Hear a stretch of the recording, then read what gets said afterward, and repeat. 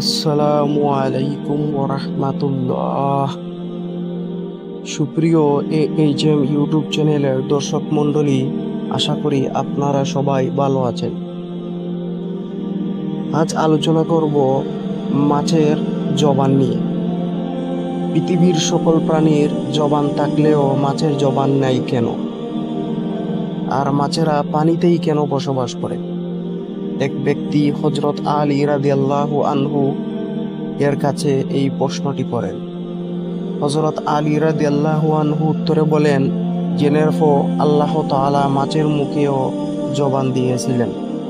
তারা কথা বলতে পারত এবং জমিনেও চলাচল করতে পারত, কিন্তু আফসোস, এই মাছ নিজের উপর জুলুম করেছে, যার ফলে আল্লাহ তাআলা তার থেকে কথা বলার ক্ষমতা কেড়ে নিয়েছেন এবং তারপরে জমিনে চলাচলের ক্ষমতাও কেড়ে নিয়েছেন। পরিপূর্ণরূপে তাদেরকে শুধুমাত্র এক জলজ প্রাণীতে পরিণত করেছেন। সে আগন্তুক ব্যক্তি জিজ্ঞাসা করল, হে আলী, মাছরা নিজের উপর কি জুলুম করেছে?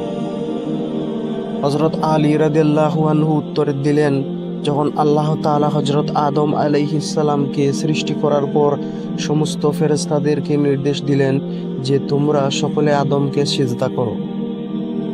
সমস্ত ফেরেশতা আদম আলাইহিস সালামকে সিজদা করলো, কিন্তু ইবলিস শয়তান আদম আলাইহিস সালামকে সিজদা করতে অস্বীকৃতি জানালো।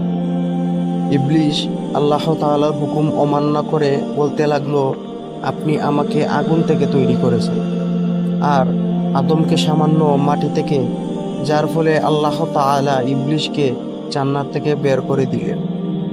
ইবলিস শয়তান জান্নাত থেকে বিতাড়িত হয়ে অভিশপ্ত এবং কুৎসিত রূপে দুনিয়াতে এসে পড়ল এবং চিৎকার করে জমিনের সমস্ত মানুষদেরকে বলতে লাগলো, সাবধান, মানুষ এসে পৃথিবীর বুকে জুলুম অত্যাচার করে বেড়াবে। সেই সময় মাছেরা পানিতে চলাচল করতে পারত এবং জমিনেও চলাফেরা করতে পারত। তারা উভয়চর প্রাণী ছিল। তখন মাছেরা কথা বলতে পারত। ইবলিস শয়তান সমস্ত প্রাণীদের মধ্যে সর্বপ্রথম মাছদের কুমন্ত্রণা দিল। ইবলিস শয়তান মাছদেরকে বলল, মানুষ যখন পৃথিবীর বুকে আসবে তখন ক্ষুধা নিবারণের জন্য তোমাদেরকে জীবন্ত অবস্থায় কেটে টুকরো টুকরো করে খাবে। মাছেরা যখন এই কথা শুনল, তখন তারা সমুদ্রের অন্য সমস্ত প্রাণীদেরকে মানুষের ব্যাপারে এই কথাগুলো শোনালো। মানুষের বিরুদ্ধে সবাইকে একত্রিত করতে লাগলো, যার ফলে আল্লাহ তাআলা মাছদের কথা বলার ক্ষমতা কেড়ে নেন।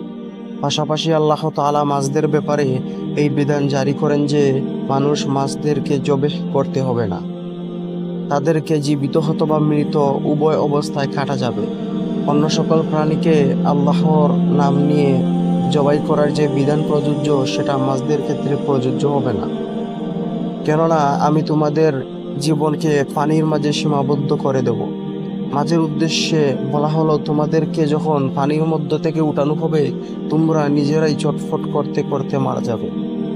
এর ফলে যখন এই মাছকে পানি থেকে বের করা হয়, মাছরা চটফট করতে থাকে এবং মাছের দেহের সমস্ত রক্ত এসে তার গলার মধ্যে থাকা একটি বিশেষ গ্রন্থিতে জমা হয়ে যায়।